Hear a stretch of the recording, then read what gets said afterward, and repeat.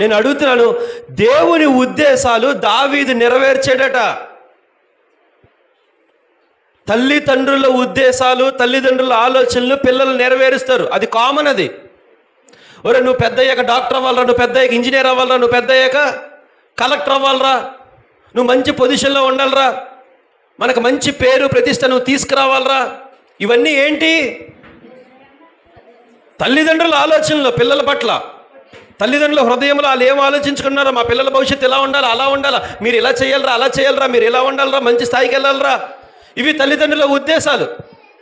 ఇవి పిల్లలు ఒకవేళ నెరవేర్చినట్లయితే వీడు పెద్ద అయిన తర్వాత ఒక కలెక్టరో ఒక డాక్టరో తల్లిదండ్రులు అనుకున్నట్లుగా ఒక మంచి స్థాయికి ఎదిగితే తల్లిదండ్రులు అంటారు, అబ్బా శభాష్రా, నేను చిన్నప్పటి నుంచి ఎన్నో కలలు కన్నాను, నువ్వు నా కలలు నువ్వు నెరవేర్చేవాడు. ఇప్పుడు చూద్దాం, దావీదు దేవుని ఉద్దేశాలు నెరవేర్చేవాడు. స్తోత్రం చెప్పండి.